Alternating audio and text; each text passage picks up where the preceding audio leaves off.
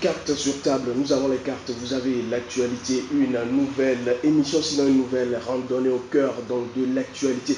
Vous le savez, cartes sur table, c'est donc le décryptage de l'actualité sociopolitique. Pour ce nouveau numéro, nous avons donc marqué un point d'arrêt sur justement une agence. Il s'agit donc de l'Agence nationale de la sécurité alimentaire du Togo, ANSAT Togo. Il me plaît en cet instant de vous passer la cordiale salutation. Vous qui nous suivez, que ce soit donc au Togo ou encore à travers donc le www.arcanews.net et nos réseaux sociaux partenaires à travers le monde. Donc, recevez nos salutations. Alors, pour cet entretien, je vais le dire, entretien exclusif et spécial, nous avons l'insigne honneur de recevoir sur le plateau de cartes sur table l'invité. L'invité, il s'agit donc du colonel Ouokura Agadaji, qui est le directeur général de l'Agence nationale de la sécurité alimentaire du Togo. Mon colonel, bonjour.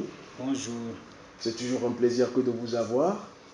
C'est tout un honneur pour nous de vous recevoir aujourd'hui pour échanger sur les questions d'actualité, mais en lien avec les activités ou les missions de l'ANSAT. Merci, merci. Je rappelle que vous fûtes ministre de l'Agriculture justement et de l'élevage du Togo. C'est toujours un honneur que d'avoir une présentation chiffrée, surtout qu'aujourd'hui, on parle de plus en plus des céréales, de sécurité alimentaire. Que faut-il savoir, que faut-il retenir mon colonel, si vous en avez convenance? Le principe de l'émission, il est simple, il est clair, il est concis, il est précis. C'est cartes sur table. Vous avez les cartes donc, vous allez effectuer des pioches. Vous nous direz donc lundi, c'est nous. Nous allons justement vous poser la question afférente. Si le concept, le principe vous intéresse, on peut donc y aller. Merci. Alors on va effectuer la première pioche, mon colonel. Oui, allez-y. Bilan chiffré. Voilà. Alors, le bilan chiffré, avant donc d'en arriver là, pour ceux qui nous regardent, il va falloir évidemment savoir comment se porte l'ANSAT. Moi, j'ai envie de savoir, l'ANSAT d'abord, que faut-il savoir, que faut-il retenir, quelle est la genèse donc de l'ANSAT? Comme vous l'avez si bien dit, l'Agence nationale de la sécurité alimentaire a été créée des suites de la transformation de l'Observatoire de la sécurité alimentaire en 2008. Et cet observatoire de la sécurité alimentaire a été créé des cendres de l'ancienne structure appelée communément Togo Grain en 1997. Vous savez, le souci majeur des autorités, des premières autorités de ce pays, ce souci a été toujours de donner satisfaction aux besoins de consommation des populations au niveau national. Donc depuis 1997, les premiers responsables du pays avaient senti la nécessité de faire une mutation juste à la liquidation de Togo Grain pour créer une nouvelle structure qui va s'occuper de la gestion des stocks de sécurité pour parer à d'éventuelles hausses des prix que les pays connaissent souvent. Et donc, comme je le disais, à la liquidation de Togo Grain, l'OSAT a été créé qui a fait son chemin jusqu'en 2008 et au regard des résultats qui ont été affichés et en tenant compte du nouveau contexte, il était question de créer une nouvelle structure pour adapter les nouvelles missions au contexte qui avait cours déjà en 2008, quand on sait que sur 2 années successives ou consécutives, le monde entier avait été secoué par une flambée des prix suite à des pénuries alimentaires qu'on avait constatées sur le plan mondial et même de façon, et par ricochet sur un certain nombre de pays, dont le Togo. En 2005, on avait connu une première crise alimentaire et puis en 2008 aussi, il y avait une crise mondiale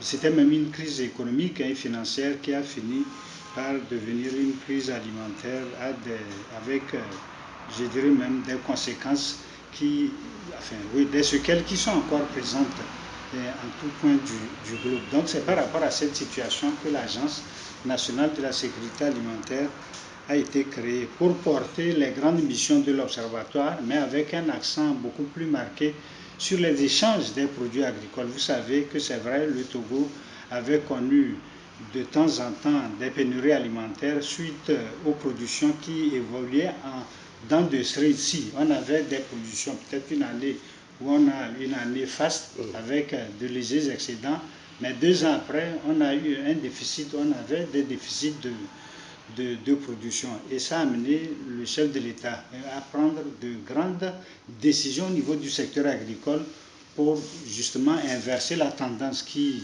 poussait malheureusement certains consommateurs togolais à aller chercher du maïs plus loin ou bien à des prix exorbitants.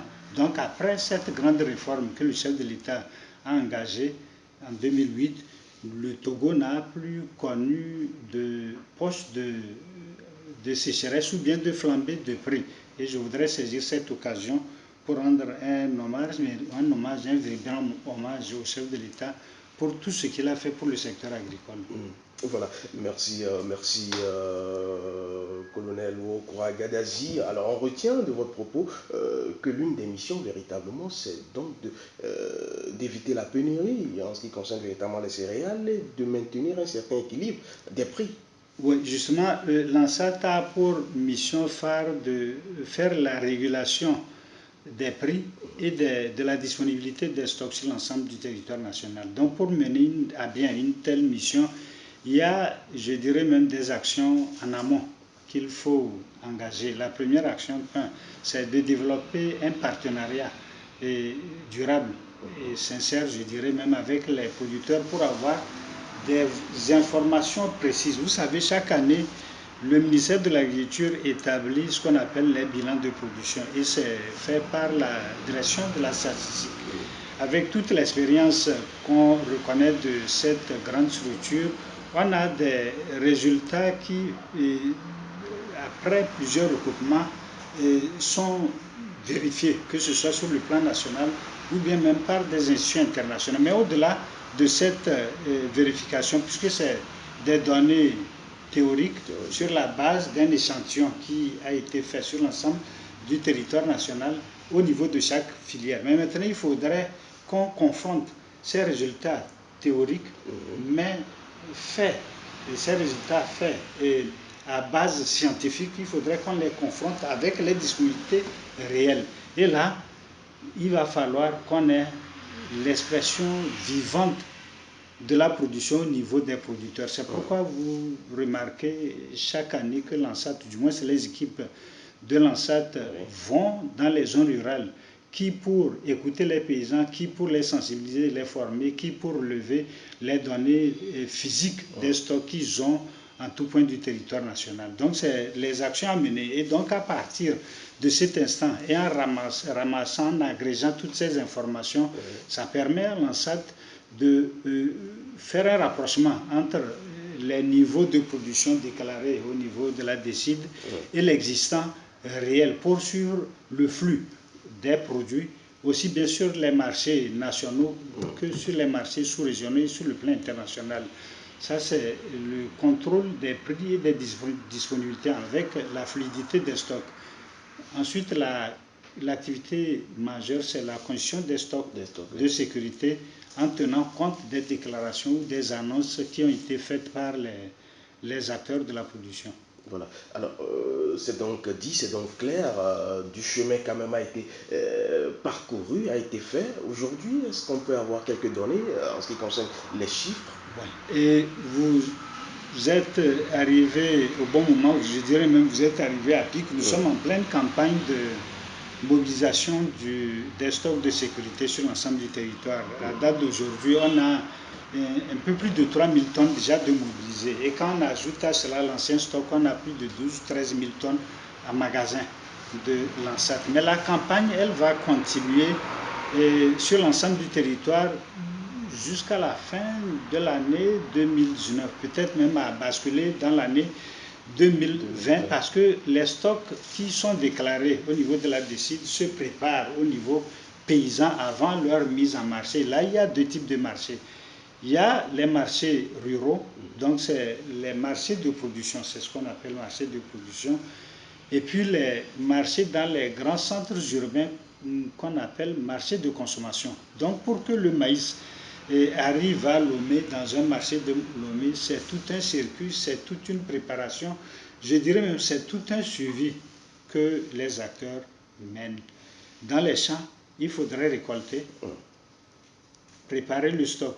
Comment on analyse, il faudrait nécessairement respecter les normes de qualité parce qu'aujourd'hui, les consommateurs deviennent de plus en plus exigeants et nous sommes je dirais même dans un système de mondialisation où le Togo a des marchés à l'extérieur.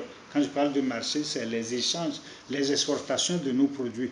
Donc quand les produits arrivent dans les marchés terminaux, il y a des contrôles de qualité qui sont faits. Donc si on ne prépare pas les paysans de façon à ce qu'ils sortent des produits de bonne qualité, à un moment donné c'est un frein. Ou bien on vous rejette les produits, ou bien même les produits ne quittent pas le port de Lomé. Donc il y a ce travail que les agents de l'ANSAT mènent en voyant la qualité du stock, en conseillant, en donnant des orientations aux paysans pour améliorer la qualité du stock. Des fois même on va jusqu'au vannage des produits en zone rurale. Et une fois qu'on a la certitude, avec des analyses d'air même qui sont faites pour voir le taux d'aflatoxine, c'est extrêmement important.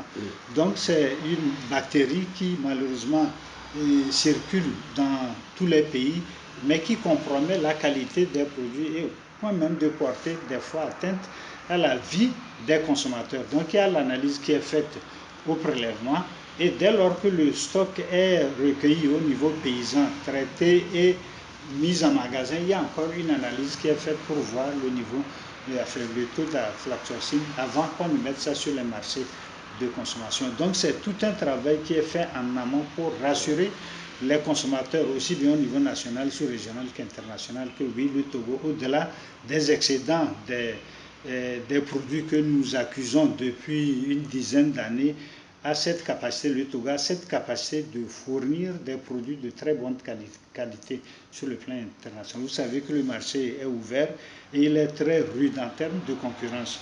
Donc il va falloir présenter des produits qui sont compétitifs à tout point de vue. Voilà. Merci, le directeur général donc, de l'Agence nationale de la sécurité alimentaire du Togo. On va effectuer la deuxième pioche pour avoir une idée de l'indice. Mission de l'ANSAT. Alors, vous l'avez tantôt relevé, hein, l'émission donc de l'ANSAT, mais je vais m'appesantir un peu sur le volet accompagnement des agriculteurs. Véritablement, vous n'êtes pas sans le savoir, le Burkina Faso récemment a eu ce petit phénomène en ce qui concerne les pesticides. Aujourd'hui, votre accompagnement, vous l'avez dit, va un peu au-delà de vos missions. Vous êtes en milieu rural. Est-ce qu'aujourd'hui vous prenez conscience de la responsabilité qui est la vôtre, surtout quand on parle aujourd'hui de pesticides et d'accompagnement des agriculteurs? Oui, la responsabilité de l'ANSAT, elle est grande, mais au-delà de l'ANSAT, c'est pratiquement toutes les structures de notre département, le ministère de l'Agriculture, de l'élevage, enfin le ministère de l'Agriculture, de la production animale et halieutique. Et la responsabilité est très grande quand on sait que le maillage du territoire en termes d'organisation des fêtières agricoles jusqu'alors n'est pas encore au top quand on voit le nombre d'acteurs qui sont dans ce secteur. Vous savez que les 2 tiers de la population se retrouvent dans le secteur agricole. Le ministère fait des efforts pour organiser, structurer les paysans au mieux, de façon à ce qu'on ait, je dirais, une meilleure façon de sensibiliser, d'éduquer, de former et de faire même un transfert de compétences. Nous avons des structures techniques qui appuient les paysans à la base. Et donc, elles se trouvent un peu en difficulté quand on a des émiettements des exploitations. Vous allez dans les zones rurales, c'est 1 hectare ici, 0,5 hectares. Bon, au mieux des cas, c'est des gros producteurs qui font 5, 10, 30 hectares, c'est une très bonne chose. Et maintenant, avec tout ce qui a été fait au niveau du ministère, nous avons des coopératives qui lèvent des portions de terre de façon groupée, de façon à ce qu'on ait une exploitation d'un seul tenant, ce qui facilite le transfert de technologie, le transfert de connaissances, le transfert d'expertise, des structures techniques de notre département vers les structures paysannes les mieux organisées. Mais nous savons qu'il y a encore beaucoup nous avons du chemin à faire quand on sait que les 60 ou 70% de la population se retrouve dans le secteur agricole. Donc il y a fort à faire. Mais au-delà de ces défis à lever, c'est peut-être les initiatives qui ont été prises au niveau de notre département pour structurer l'appui accompagnement, pour structurer les formations que nous donnons au niveau de la base, pour structurer aussi, pour structurer la mobilisation des stocks. Aujourd'hui, l'ANSAT a la facilité de lever, de mobiliser des stocks parce que, on a ce lien étroit avec les paysans, on les a aidés en appui avec d'autres structures à ce que les paysans se structurent en coopérative et mieux, avec les approches que nous mettons en place, nous sommes en train de définir de nouvelles mailles pour le territoire, surtout dans le secteur agricole. Ces mailles qui pourront nous permettre à tout moment de mettre en contact les opérateurs économiques. Je voudrais les appeler comme ça, les nouveaux opérateurs économiques. Actuellement, c'est des mutations vers des entreprises agricoles qu'on ressent au niveau du territoire. Donc avec ces nouvelles mailles, on pourra mettre en relation les centres d'affaires, que ce soit sur le plan national ou les marchés internationaux, avec les organisations paysannes qui ont été façonnées de façon à pouvoir porter elles-mêmes les activités depuis la production en passant par la transformation et la mise en marché. Voilà, alors des formations sont faites, des sensibilisations également, mais comme je le disais, les pesticides aujourd'hui, c'est un couteau à double tranchant. Est-ce que, en ce sens, des choses sont faites pour permettre aux populations, sinon aux commerçants, aux agriculteurs, donc de véritablement maîtriser et quand même Nous avons au niveau de la DPV, la Direction de la protection des végétaux, des cellules qui s'occupent de ce volet. D'abord, le gouvernement togolais a mis en place des moyens pour acquérir des produits de traitement, je les appelle comme ça, puisque là, je dirais des intrants, pour faire simple, que ce soit au niveau des traitements des produits ou bien du traitement des sols. Donc, des traitements qui répondent aux normes définies au niveau mondial. Ça, c'est le premier point. Au-delà de ces consommables que le gouvernement met, c'est des consommables subventionnés, il y a aussi des équipes qui ont été formées au niveau de la DPV pour accompagner les paysans dans le transfert de technologies. Donc, il y a la formation qui est faite de façon à ce qu'en milieu rural, on puisse avoir des brigades qui s'occupent elles-mêmes, ou du moins qui s'occupent des traitements des produits des paysans. Donc, c'est fonctionnel. C'est fonctionnel, c'est opérationnel. Vous aurez le temps d'aller à la DPV pour dérouler avec cette structure tout ce qui a été fait. Et parallèlement à ce que le gouvernement a fait, vous savez, dans le cadre du plan national de développement, le gouvernement togolais invite le secteur privé à prendre sa place dans le secteur agricole. Et dans le PND, il a attendu des opérateurs économiques privés un apport de 65% de financement. Au-delà des financements, c'est aussi l'appui technique qui est attendu. Nous avons des succursales privées qui ont des officines de vente de produits, mais qui doivent être certifiées par les structures techniques de notre département, le ministère de l'Agriculture. Donc c'est tout ce travail qui est fait pour accompagner les paysans, mais pour leur dire oui, l'État vous appuie jusqu'à un certain niveau, mais il va falloir que les paysans eux-mêmes y prennent leur place dans toute la chaîne d'activité, en ayant des rapports très étroits avec les autres acteurs privés, notamment les banques privées et les structures d'accompagnement privées. Voilà. Merci, colonel Orokwa Gadezi. On va donc poursuivre notre petit bonhomme de chemin avec une autre pioche. Le stock de sécurité. Voilà, le stock de sécurité, vous l'avez d'ailleurs évoqué. La question, c'est donc pourquoi, d'abord, comment vous procédez pour constituer ce stock de sécurité? Et aujourd'hui, on parle de plus en plus de renforcement de ce stock. Pourquoi? D'abord, je parlais des approches que nous avons mises en place et qui nous permettent de nous rapprocher au mieux des zones de production.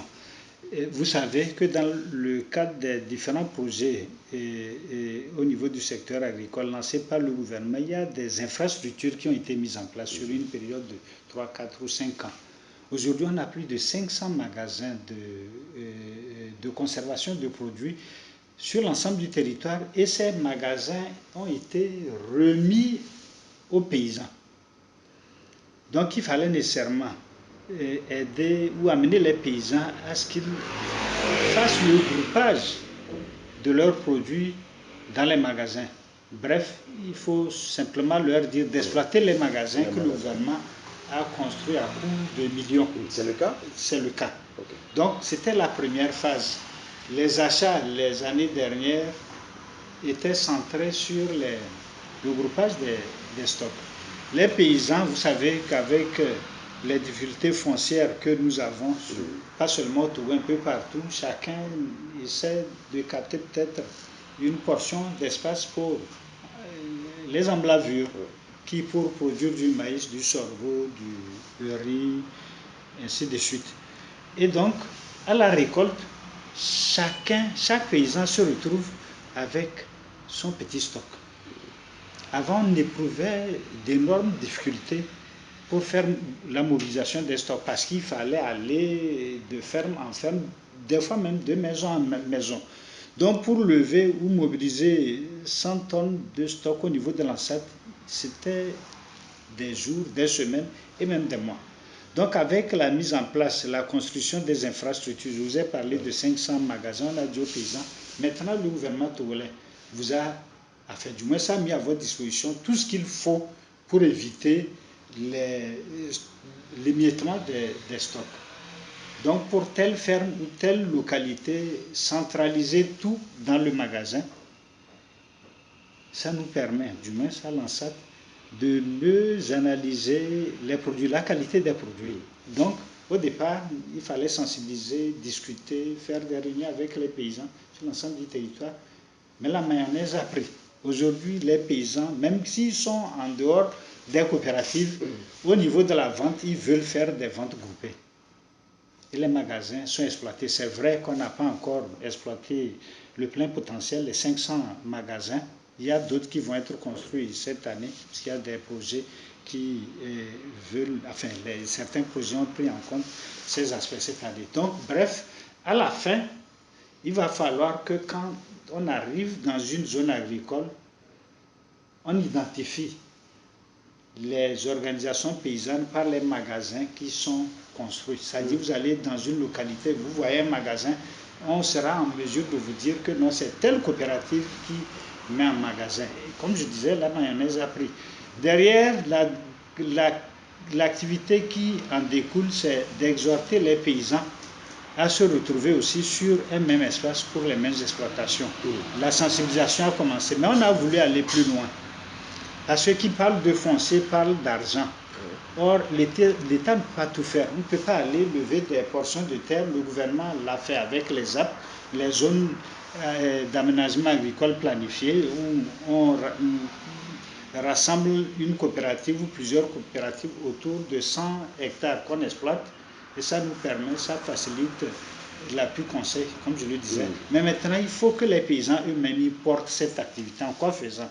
Il faudrait leur donner suffisamment de marge pour qu'ils puissent lever des crédits au niveau des banques pour aller louer des terres sous forme de contrat. La contractualisation a commencé, ça part du foncier jusqu'à la mise en marché. Donc je dis qu'il y a des facilités parce que c'est aussi l'autre nœud gorgien.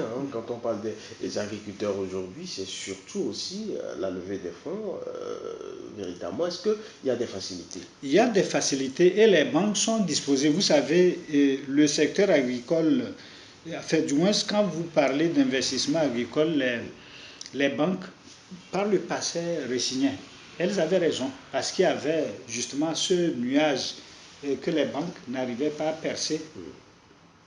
Tout simplement parce qu'elles ne vivent pas ce que vivent les paysans pour mesurer les risques, mais aussi les opportunités, peut-être même les atouts au niveau du secteur agricole. Je crois que ce rideau a été brisé par la mise en place des mécanismes que le chef de l'État a mis, je dirais même, oui, la mise en place d'un certain nombre de mécanismes lancés par le chef de l'État il y a de cela 2 ans. Je voudrais citer le MIFA, qui est un mécanisme qui permet de minimiser les risques liés aux activités dans le secteur agricole. Et aujourd'hui, les banques se sentent beaucoup plus rassurées.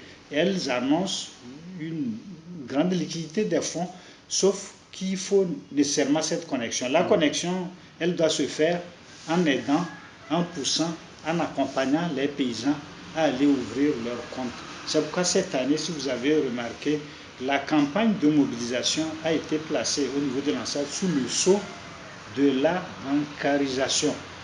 Au départ, c'était timide, mais aujourd'hui, en tout cas, c'est une fierté pour toute la structure. Je parle de l'ANSAD, de remarquer que c'est les paysans même qui nous appellent. Ah, j'ai créé un compte à Orabank, à UTB, BTCI, ainsi de suite. Donc, les banques de la classe ont reçu et continuent de recevoir même comment dirais-je, les demandes d'ouverture de compte des paysans. Et puis nous, on saisit la balle au rebond pour aller mobiliser les stocks en procédant à des séances de sensibilisation. Vous avez dû remarquer que les équipes qui se déploient au-delà de la mobilisation, c'est le respect des normes de qualité et surtout ce message qui est extrêmement important pour la promotion pour une grande promotion du secteur agricole, c'est que à date d'aujourd'hui, les exportations sont ouvertes. Il n'y a aucune restriction sur les exportations. Mieux, on les accompagne. Si les paysans arrivent à avoir un marché, on leur dit de procéder rapidement à un contrat. Donc la contractualisation pour fidéliser les clients, mais en restant très regardant sur la qualité des produits qui circulent. Voilà. Merci, colonel Mourokwa Gadazi. Je rappelle que vous êtes le directeur général de l'ANSAT Togo. On va effectuer une autre pioche, si vous en avez convenance. Vous avez quoi? Est-ce mon autant j'aurais à Guelouvé? Voilà. Alors je me dis peut-être que ça vous dit quelque chose. Ce sont donc des localités que vous avez récemment visitées. Justement, vous comprenez aisément qu'on va donc parler de ces actions que vous avez menées sur le terrain, ces localités. Vous y étiez, c'était véritablement pourquoi? Oui, et les équipes de l'ANSAT sont déployées sur l'ensemble du territoire national et elles interviennent, ou du moins elles vont dans les localités sur la base des annonces faites par les paysans eux-mêmes. Aujourd'hui, s'il y a une commande extérieure, et ça je voudrais juste ouvrir une parenthèse, vous savez que le gouvernement togolais a soutenu dans les années passées un certain nombre de pays de la sous-région qui ployaient sous les affres de la famine.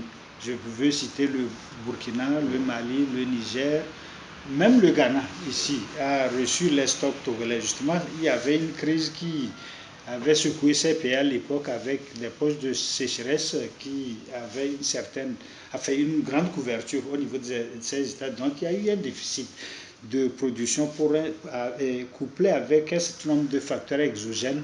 Les pays étaient vraiment en proie à la famine. Donc il y a eu le PAM qui a volé à leur secours, mais en s'appuyant sur les importantes réserves de stock au Togo, et le gouvernement a reçu favorablement la requête du PAM et l'ANSAT a été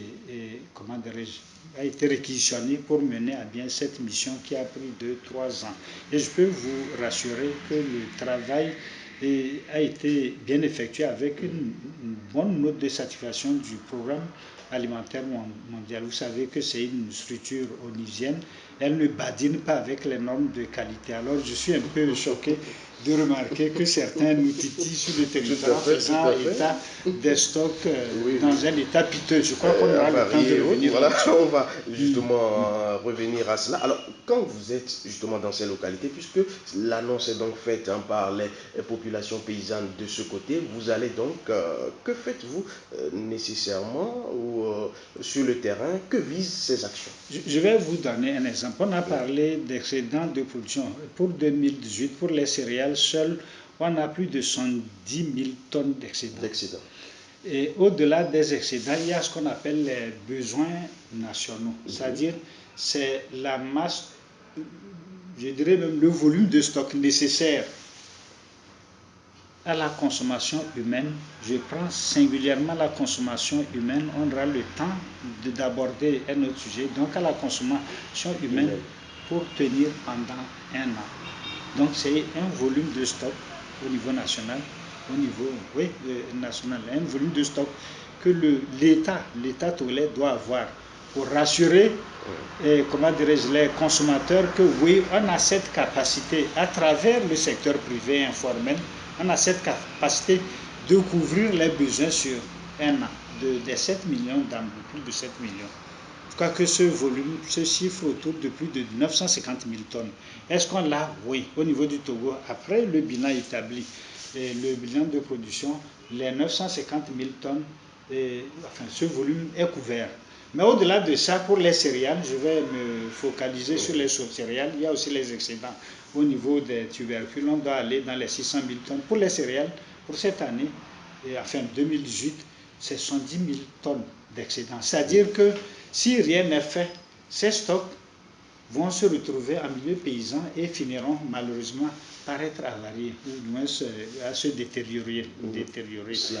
Ça n'arrive pas, Dieu merci, avec la stratégie qui est mise en place au niveau de l'ANSA. C'est d'ailleurs même pourquoi vous parlez des visites des fermes, il faut aller vers les producteurs eux-mêmes, dans les champs, pour faire la collecte. Donc ils ont cette obligation, entre guillemets, de vendre les 950 000 tonnes au secteur informel, au secteur privé, pour couvrir les besoins des 7 millions d'âmes.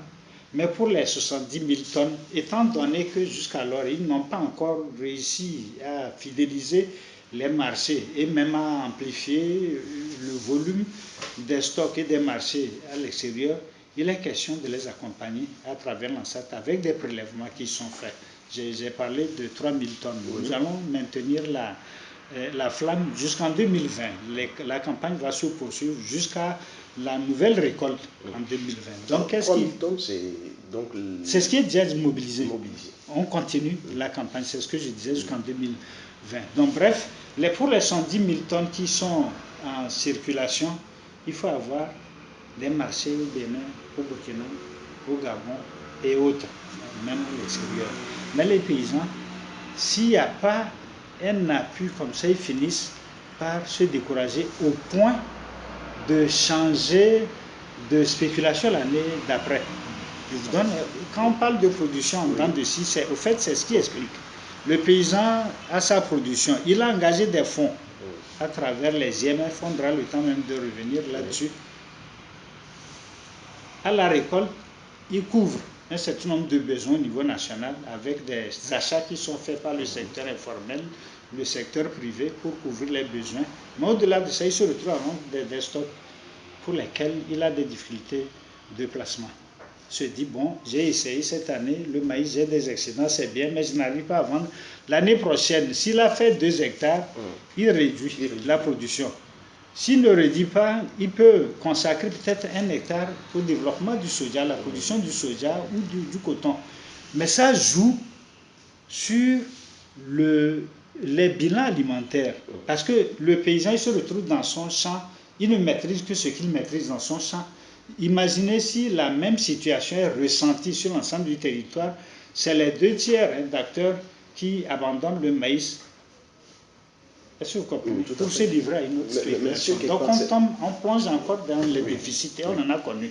Donc pour éviter cela, l'ANSET accompagne. Nous faisons des prélèvements. Le paysan qui se retrouve avec un excédent de 50 tonnes, on lui prend 30 tonnes. On lui dit, bon voilà, le gouvernement a fait un effort de vous prendre 30 tonnes. Il vous appartient, à travers votre organisation, surtout avec cette ouverture qu'on a sur le plan mondial avec le numérique, aller chercher les marchés. Et puis on les suit. On les suit jusqu'au point où ils vendent leur stock. S'ils ne vendent pas, l'ancêtre revient. On sait que vraiment c'est une coopérative qui est en difficulté. Il faut aller à son secours On vient, on termine les 20 tonnes. Si après 3 mois, 4 mois, ils n'ont pas pu vendre, on revient. Mais généralement, ça se passe bien. Avec un tel déroulé, vous allez vous rendre compte qu'en décembre déjà, il y a très peu d'organisations paysannes qui disent qu'elles ont encore les stocks de l'année dernière. Et ça a toujours marché. Mais maintenant, ce qu'il y a lieu de faire, et c'est là où il faudra encore dire un grand merci au chef de l'État, avec l'initiative qu'il a prise de créer et de structurer le PND en réservant une place de choix aux acteurs privés. Le public va continuer par faire son travail d'encadrement, d'appui, mais je crois que le grand travail est dévolu maintenant au secteur privé. Quand je parle de secteur privé, c'est depuis les zones rurales. C'est des entreprises en herbe dans les zones rurales. J'aurai le temps de vous donner peut-être l'exemple d'un jeune Rwandais qui a fini ses études en 2012. Et Dieu donné, c'est en 2012, il a fini ses études. Il était engagé dans la fonction publique. Et puis, il a commencé par exploiter 6 hectares de piment. De 6 hectares, il est actuellement à 160 hectares et je vous cite les marchés.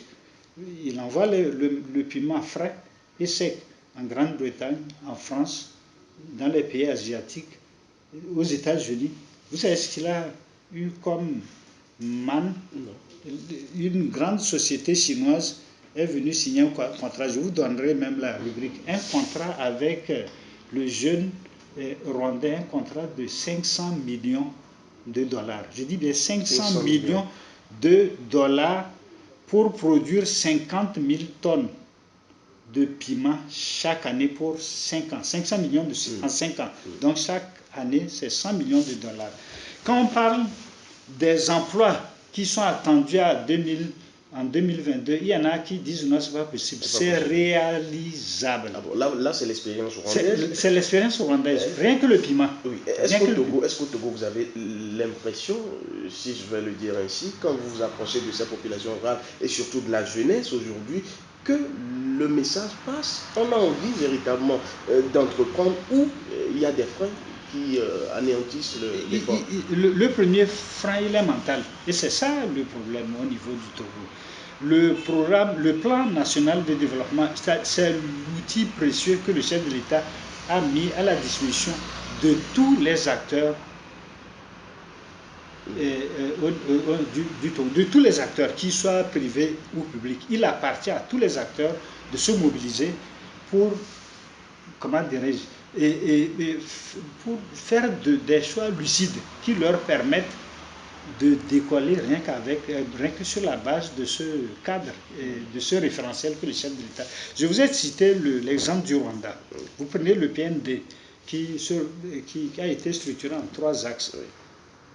Il y a un premier axe qui est entièrement porté par le gouvernement togolais. C'est la mise en place des infrastructures pour créer un hub, c'est ça, un hub logistique. C'est ça dans la sous-région. Les infrastructures. Aujourd'hui, nous constatons que le port autonome de Lomé a agrandi sa capacité d'accueil. Ceci sur l'initiative du chef de l'État. L'aéroport international de Lomé est devenu un aéroport international avec une grande capacité d'accueil. Et nous avons aussi les infrastructures routières qui se mettent en place. Je crois que c'est le détonateur, ça.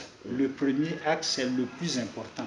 Aujourd'hui, les acteurs, que ce soit du public ou du privé, ont justement cette capacité de faire des shifts en termes de production de leurs produits. Parce qu'on a un port qui peut accueillir toute la production et pour être drainé ou exporté vers l'extérieur. Nous avons aussi une facilité de circuler avec l'axe central numéro 1. Il y a d'autres axes qui vont se mettre en place sur l'ensemble du territoire pour desservir toutes les localités. On a des atouts naturels. On a des atouts naturels. Mais maintenant, ce qui nous reste, c'est que, comme tu l'as dit, que chacun de nous s'approprie ce plan et essaie de trouver les angles au travers desquels il va engager ses actions. Et les angles, ils sont apparents. Je dis, le premier, c'est le financement. Tout le monde le sait. Le secteur agricole a souvent connu des épreuves terribles au niveau du financement parce qu'on a 0,2, 0,3%. Tout ce qui a été fait jusqu'à présent, c'est le gouvernement togolais. Mais maintenant, avec les facilités qui sont accordées au secteur privé pour créer leurs propres entreprises en un temps éclair, je crois que ça a rassuré plus d'un au niveau national. Au niveau des financements, comme je le disais, il faudrait nécessairement établir cette jonction.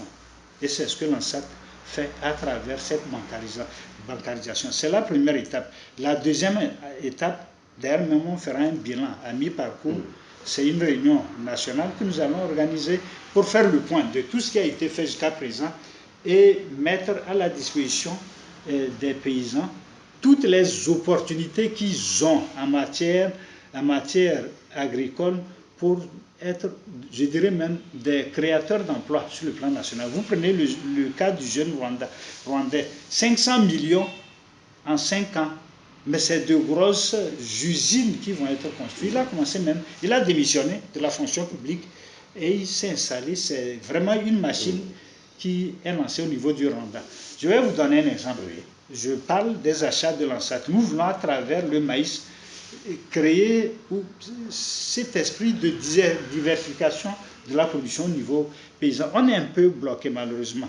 C'est une faiblesse culturelle. On a vu nos parents cultiver, ils faisaient du maïs. Nous grandissons, nous faisons le choix de faire du maïs. C'est ce qui se passe quand vous prenez le Togo.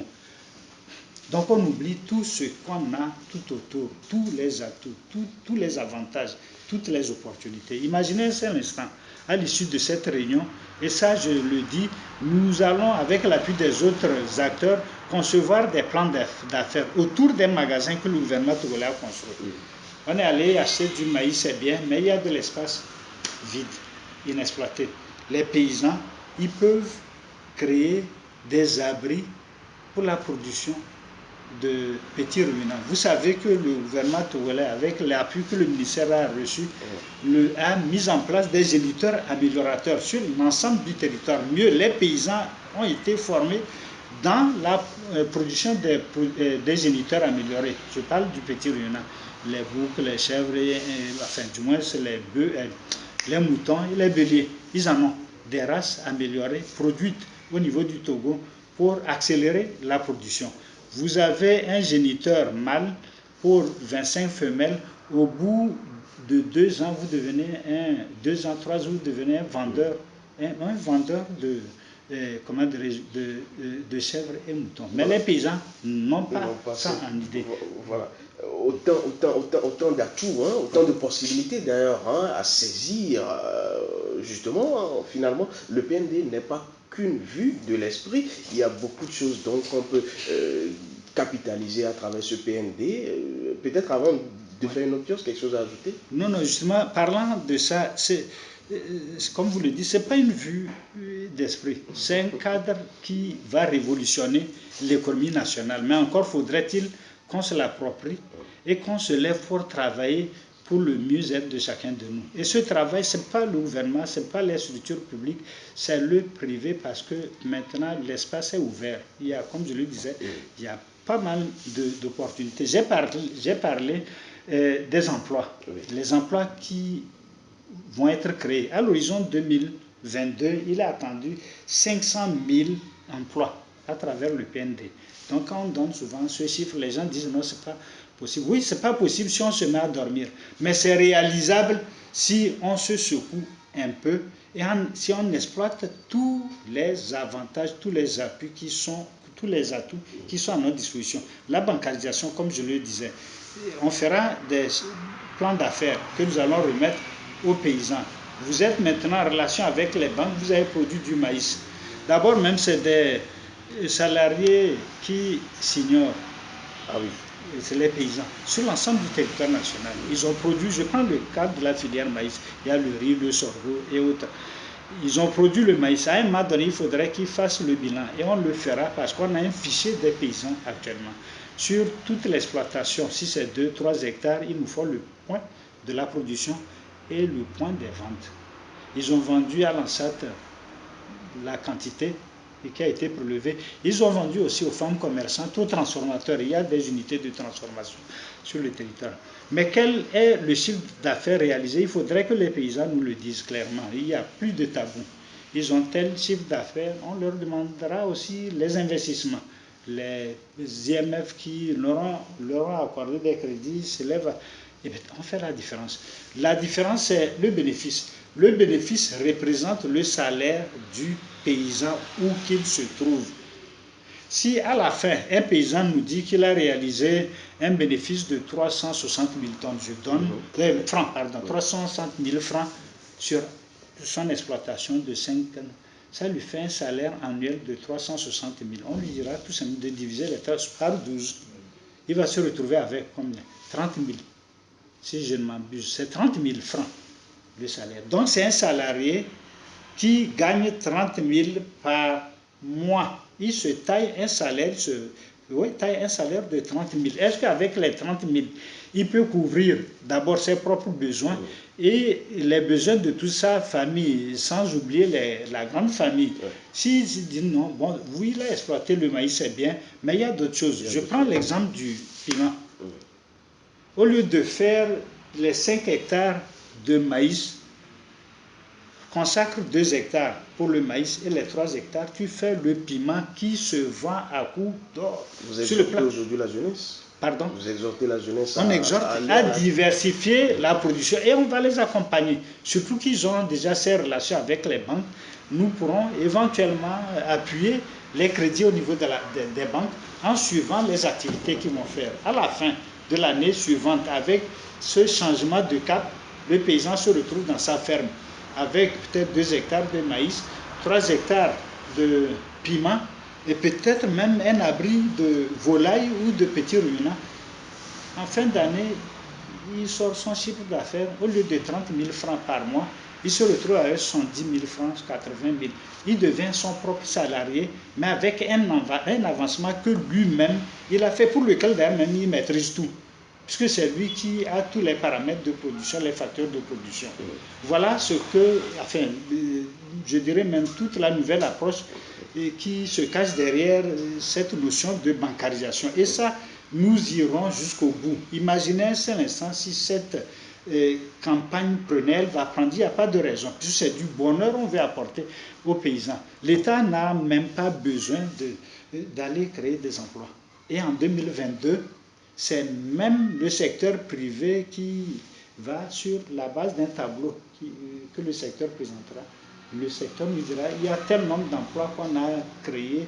D'ici 2022, c'est bien réalisable, mais le travail doit commencer maintenant. Et il a même déjà commencé. Alors, à vous entendre, hein, je dirais donc que les 500 000 emplois sont là, il va falloir simplement les matérialiser, il va falloir véritablement travailler pour justement les avoir. Merci, colonel Okwa Gadazi. On va faire l'autre pioche, vous avez quoi? Prix de bol maïs, quelle politique, je crois. Quelle politique? Voilà, alors, je me rappelle, il me souvient, vous avez pendant longtemps quand même dirigé le département ministériel de l'agriculture. Il nous souvient également que c'était sous votre tutelle hein, que la FAO avait quand même reconnu les efforts du Togo. Je parle sous votre gouvernement. Tout à fait. Alors aujourd'hui, malgré les efforts, tout est quand même réluisant quand on s'apparente aux chiffres donnés, au bilan dressé.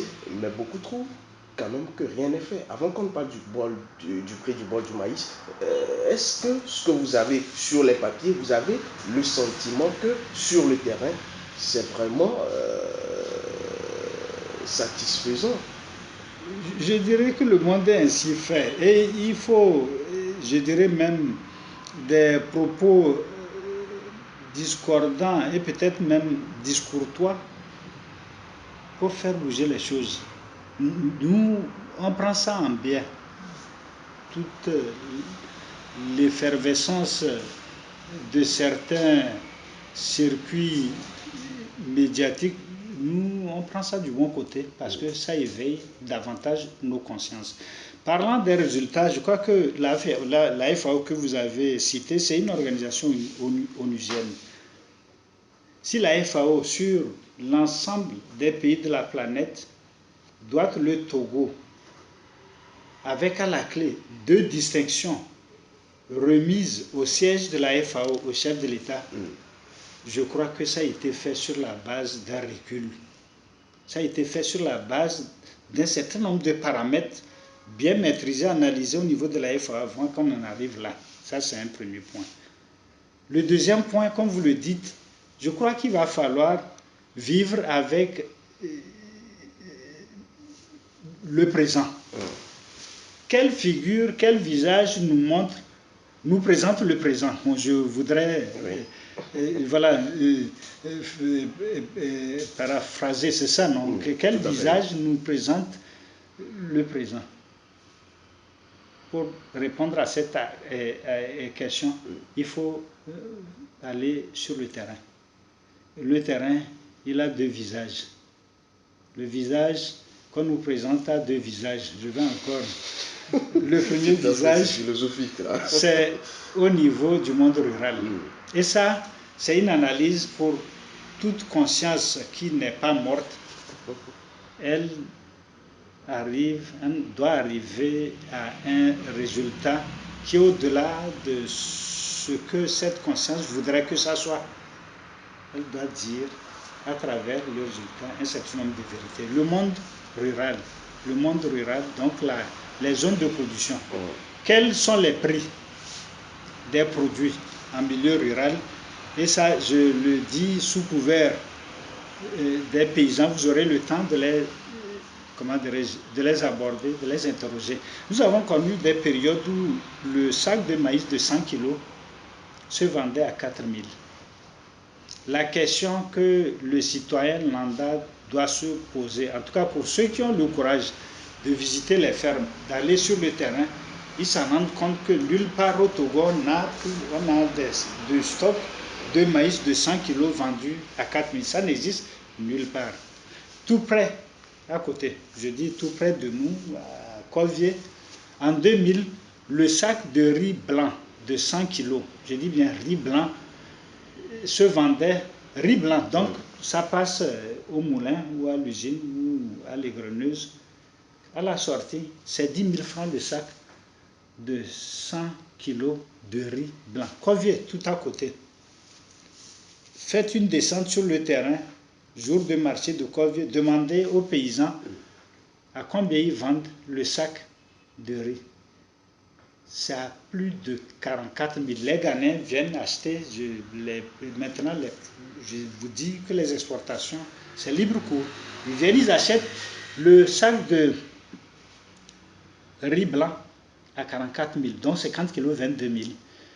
L'ANSAT qui a accompagné les paysans, que ce soit au niveau de Colvier ou sur l'ensemble du territoire. Colvier, c'est avec le riz à Gomegloso, bien même des sites de production.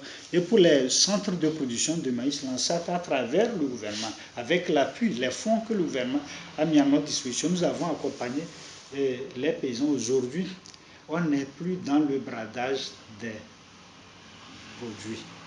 Le sac de 100 kg n'est plus à 4 000. Maïs, sur l'ensemble du territoire.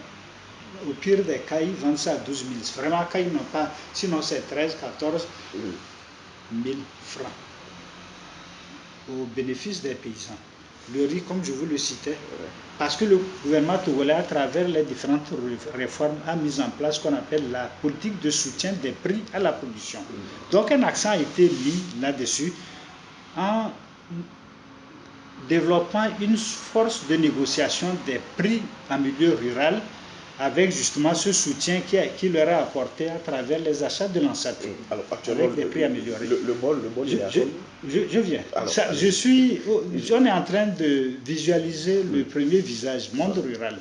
Ça, c'est un acquis pour toute conscience non morte, du moins qui n'est pas morte, et qui se donne cette obligation de dire la vérité, que cette conscience vit. Elle dira que oui, les prix ont été améliorés en milieu rural. Et ce qui est frappant, si on refuse de croire, allez-y, si vous avez des images des zones rurales par le passé, peut-être dans les années 90, où le Togo ployait sous le coup des sanctions internationales, c'était difficile pour les paysans en termes d'infrastructures, d'abri, mais aujourd'hui, c'est des maisons qui poussent même dans les zones rurales. Mieux, les moyens de déplacement, que ce soit les motos, même les véhicules, sans oublier le matériel de communication. Ça, c'est des indices visibles. C'est des indices qui prouvent qu'effectivement, il y a eu du bon travail qui a été fait par le gouvernement en zone rurale. Ça, c'est le niveau. Le deuxième niveau, c'est les marchés de consommation dans les centres-villes. Aller dans un marché comme à Codé sera pour voir s'il y a de la bousculade. Il n'y en a pas.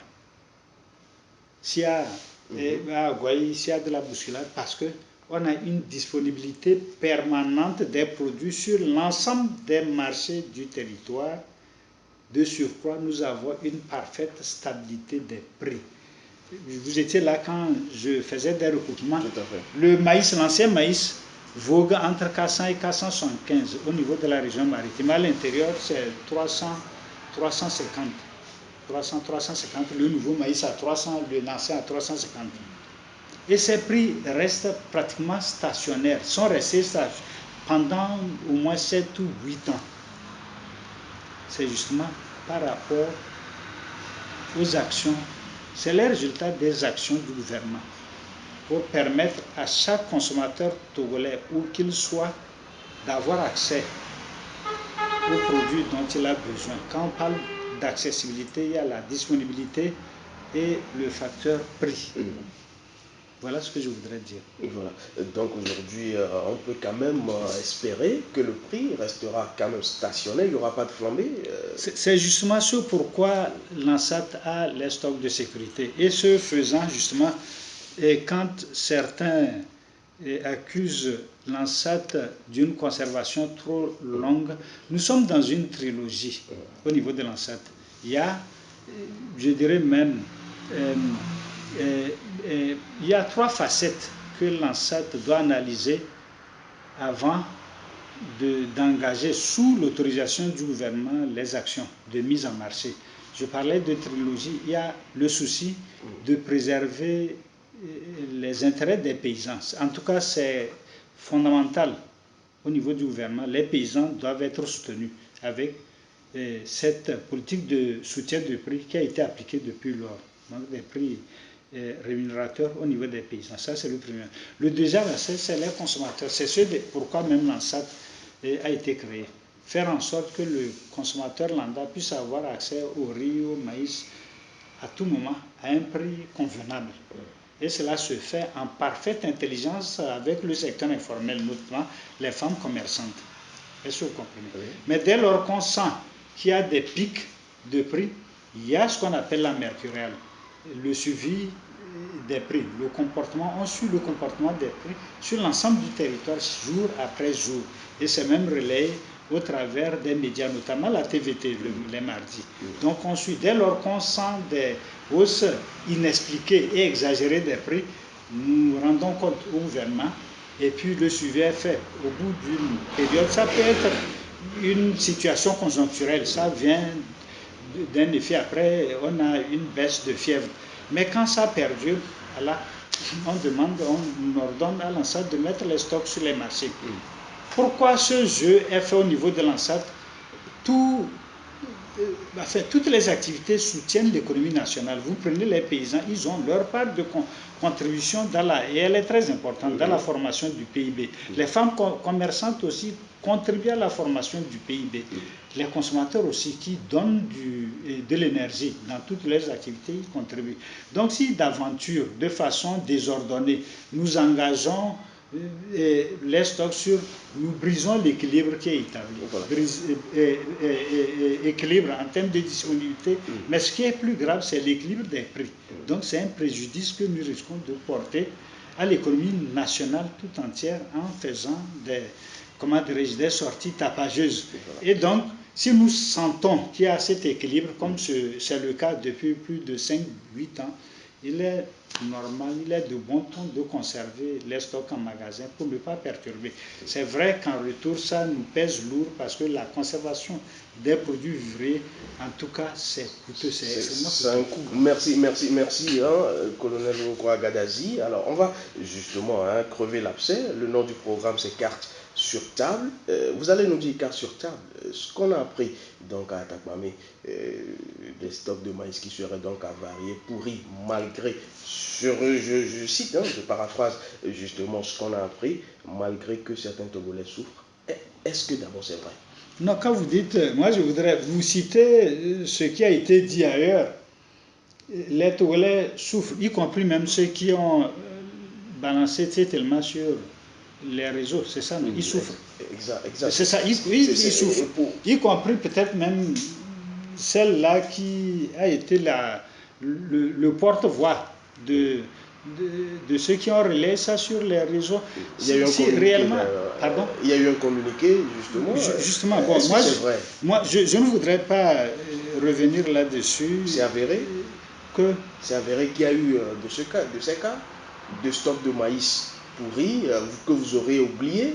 Bon, si vous voulez reprendre les termes de celui qui a fait cette annonce de façon tapageuse. On veut faire manifester la vérité. Oui, la vérité, le stock, quand on parle d'avarie de stock, c'est à catégoriser. Je vous ai parlé de la consommation humaine. La consommation humaine, la pression humaine sur les marchés, elle est réelle quand on vient à connaître une pénurie. Elle est réelle aussi quand si on venait à connaître une flambée des prix, la pression humaine.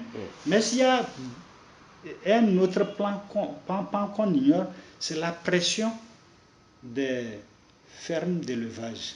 Elle est terrible. En 2005 et 2008, au fait, c'est la pression émanant des fermes avicoles. C'est cette pression qui a même fait exagérer les prix au niveau national. Parce que, vous savez, les poulets, vous visitez les fermes avicoles, si elles n'ont rien à mettre sous le bec, 24 heures, c'est la catastrophe, c'est la mort. On en a connu en 2005, pas seulement au Togo, à l'extérieur.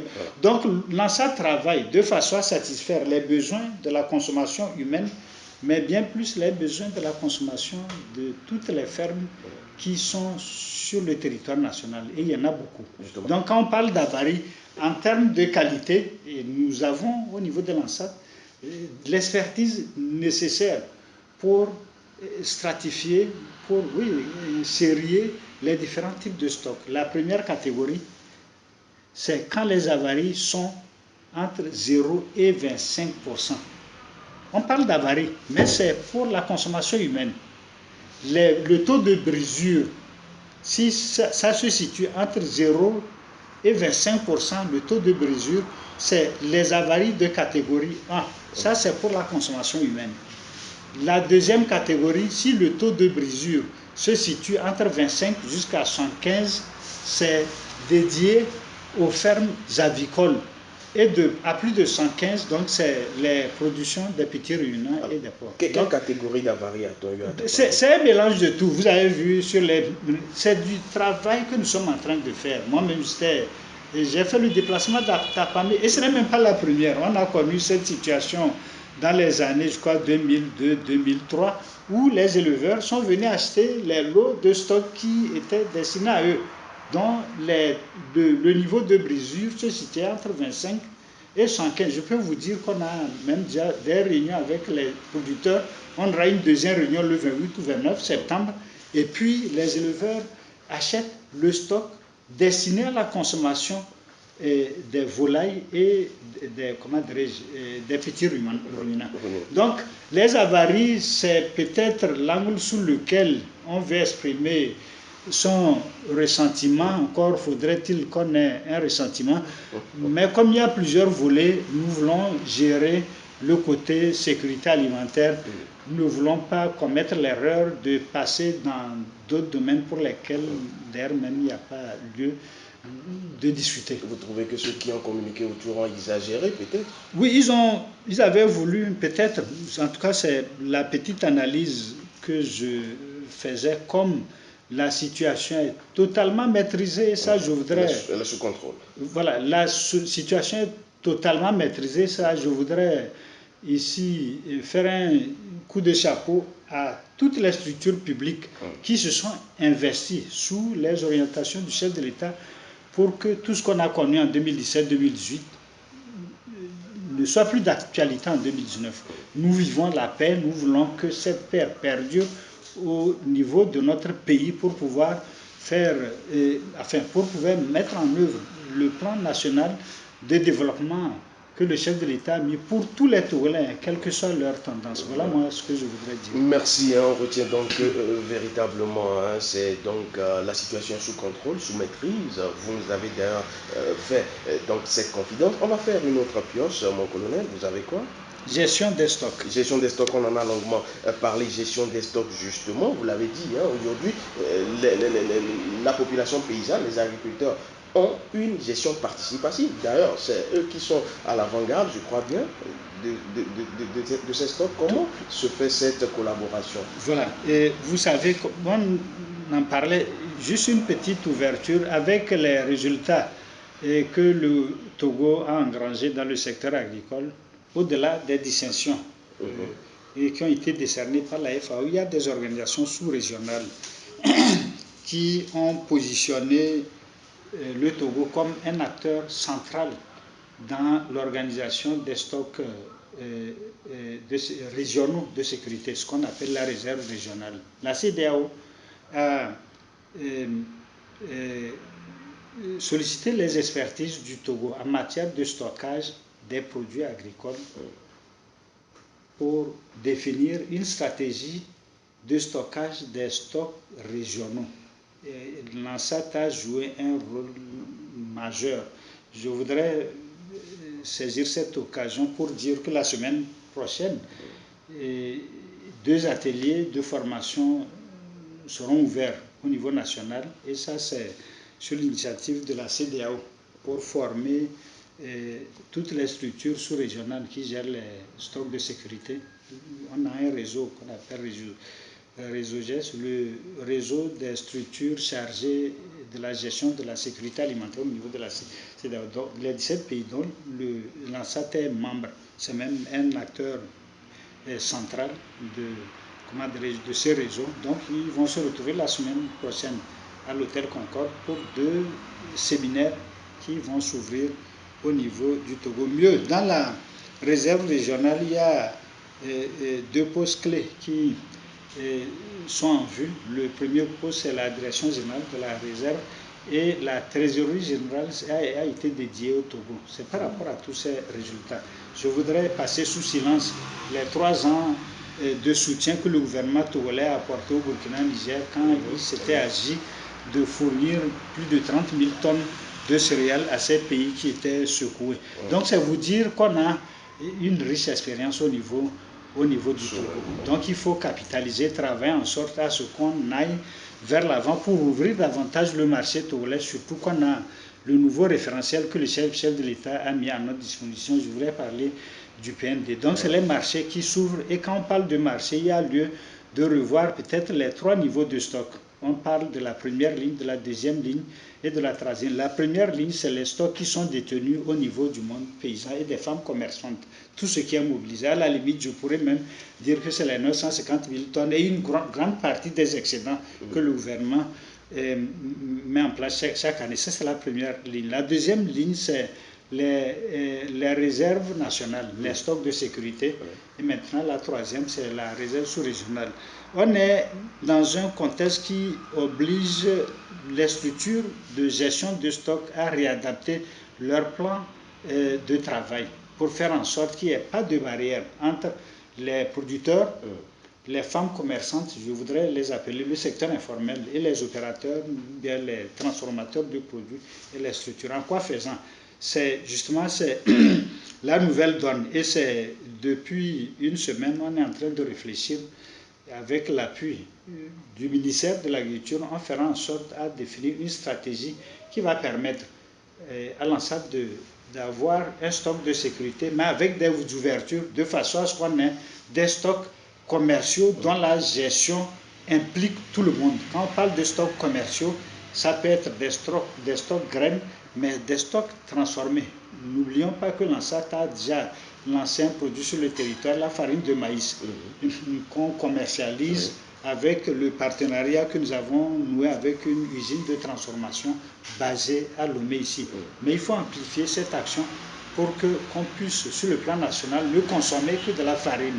Il y a moins de difficultés dans la conservation parce que c'est bien en sachet et puis on définit la date de péremption.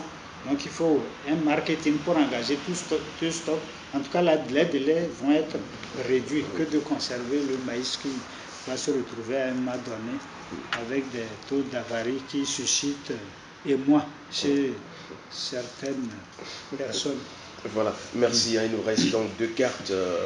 On va voir ce que vous avez sur la prochaine. Et ANSAT et communication. Voilà, alors il a juste fallu qu'on se rapproche de vous pour nous rendre compte qu'il y a toute une banque de données disponible, mais aujourd'hui, véritablement, les populations n'ont, je vais le dire, pas accès à toutes ces informations. Vous connaissez la maxime en termes de communication, quand vous ne communiquez pas, les gens communiqueront à votre place et malheureusement, pas de la bonne manière. Alors, communicationnellement parlant, pourquoi l'ANSAT, c'est le constat fait, ne communique pas trop? Oui, et ça, il n'y a jamais eu de mal absolu. C'est ma façon de voir les choses. Et toute chose concourt à éveiller les consciences, à modifier peut-être même sa trajectoire, à modifier peut-être même les actions qu'on mène. Oui, au niveau de l'ANSAT, nous communiquons peu. Mais bizarrement, comme je le disais dans cette sortie tapageuse, il est fait mention quelque part que c'est une structure trop médiatique.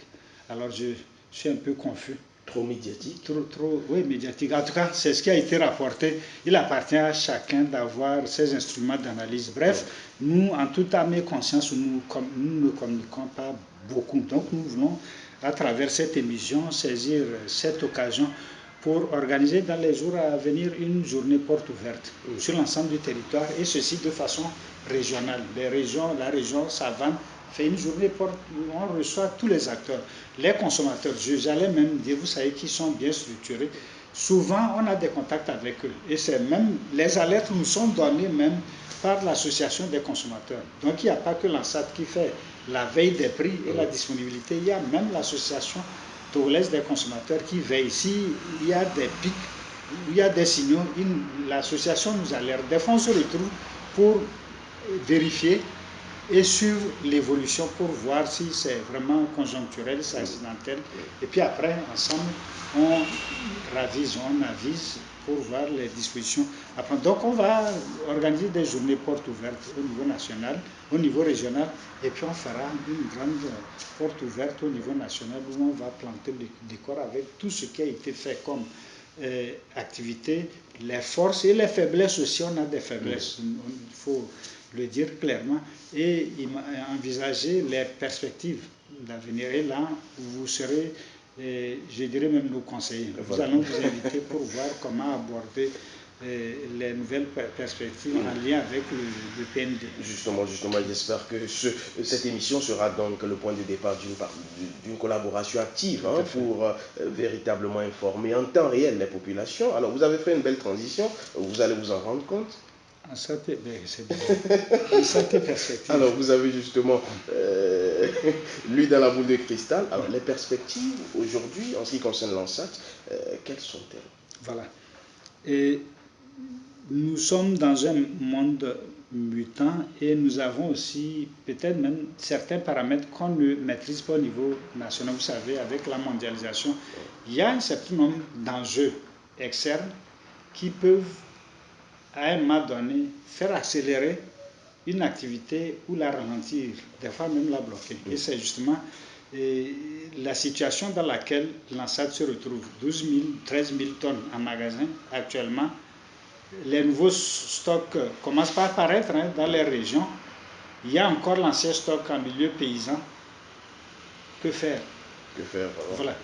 De façon à maintenir le cap, mais en minimisant les coûts. C'est là où il est question de redéfinir une nouvelle stratégie de stock de sécurité.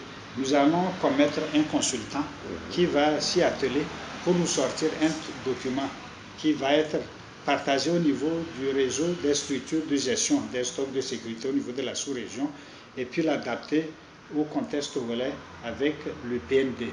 Mais en tout cas, ce qui doit ressortir, c'est éviter la longue conservation des produits. 2. Engager les stocks sans pour autant perturber les marchés. C'est extrêmement important.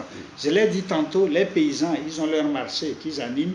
Les femmes commerçantes, le secteur informel, les femmes commerçantes ont aussi les marchés qu'elles animent. Il serait maladroit de notre part de venir de façon brutale interrompre une activité qui génère non seulement des revenus pour les familles, mais qui soutient des activités qui soutiennent l'économie. On ne le fera pas. Donc il faudrait trouver, comme je le disais, un nouvel angle sous lequel les actions vont être menées pour conserver le stock de sécurité dans un temps relativement réduit, peut-être 2 ans maximum, et travailler avec tous les acteurs, les femmes, le secteur informel, les femmes commerçantes, les paysans, les opérateurs économiques, les transformateurs, pour que les surplus de stock ou les stocks qui vont connaître peut-être une longue durée puissent être glissés à ces acteurs-là sans pour autant bousculer la donne actuelle qui consiste en la préservation des intérêts de chaque acteur. Voilà ce que je voudrais dire. Donc c'est toute une équation à plusieurs inconnus, mais comme on a plusieurs acteurs, dont vous, on a l'assurance et on a même la certitude qu'on en viendra à bout. Nous allons remodeler les activités de façon à mieux les adapter au nouveau contexte, surtout avec le PND que le chef de l'État. Merci, colonel Oukoura Gadazi. Je m'en voudrais justement de ne pas poser cette question avant qu'on ne finisse véritablement. Aujourd'hui, vous vous attelez à plusieurs actions, plusieurs activités de l'ANSAT et tout. Véritablement, quel regard portez-vous sur le département ministériel de l'agriculture aujourd'hui? Vous avez quand même été à la base de plusieurs projets, Niaza, PASA et autres, j'en passe. Un internaute me posait la question aujourd'hui, avant donc qu'on ne rentre en plateau, que sont-ils devenus? Est-ce que véritablement tout se passe bien? Vous savez, la gestion de la chose publique, comme on le dit, obéit à une règle. Et tout le monde est tenu de se l'imposer et de l'appliquer, c'est la continuité. Donc on est dans la continuité, les actions qui ont été posées continuent de courir, et mieux, elles vont être améliorées, surtout avec le nouveau référentiel que le chef de l'État a mis en place. Je veux citer le PND. Mais il faudrait qu'on soit suffisamment subtil et suffisamment intelligent pour faire le couplage, pour qu'on n'ait pas l'impression d'une cassure. Ça peut être apparent, mais ça risque d'être mal interprété. Sinon, pour moi, c'est la continuité. C'est la continuité. Ouais. Merci, merci. Alors, nous sommes arrivés à la fin de cet entretien, je dirais riche, riche d'informations, riche de propositions. Nous avons donc essayé de toucher tous les aspects en ce qui concerne véritablement votre secteur, peut-être votre mot de la fin à ceux qui nous suivent, que ce soit au Togo ou ailleurs. Votre mot de la fin, mon colonel. Le mot de la fin, c'est peut-être, et certainement, je ne dirais pas peut-être, c'est un mot d'espoir, parce que quand on a la chance de vivre des actions qui sont portées par le gouvernement togolais sur la base d'une politique clairement définie, politique qui a donné de très bons résultats. Je citerai les citations, les distinctions que le Togo a reçues. Et ça ne s'arrête pas là. Vous savez que le Togo est beaucoup plus ouvert au monde extérieur que bien d'autres pays de la sous-région. C'est un capital de richesse. Il faudrait le préserver et travailler de façon à ce que je le cite toujours, le nouveau plan de développement que le chef de l'État a mis en place puisse être traduit dans les faits. C'est extrêmement important. Je dis que l'État a joué sa partition. Il appartient au secteur privé national de prendre la flamme. Et ça, je me réjouis quand vous suivez les informations, surtout avec la Chambre de commerce et d'industrie, avec son président et tout son staff.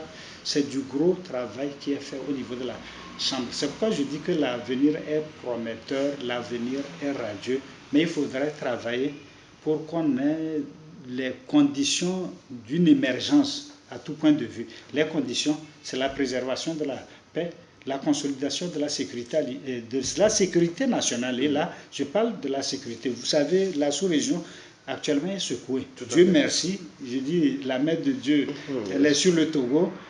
Pendant que les autres vivent des affres, nous pouvons célébrer la grandeur de Dieu pour cette miséricorde qu'il a sur nous en préservant cet acquis qui nous est cher, la paix. Mais nous allons saisir cette occasion aussi pour prier pour les pays qui sont déjà en flammes, que Dieu ramène la paix dans ces pays pour qu'on puisse avoir une CEDEAO prospère. Voilà.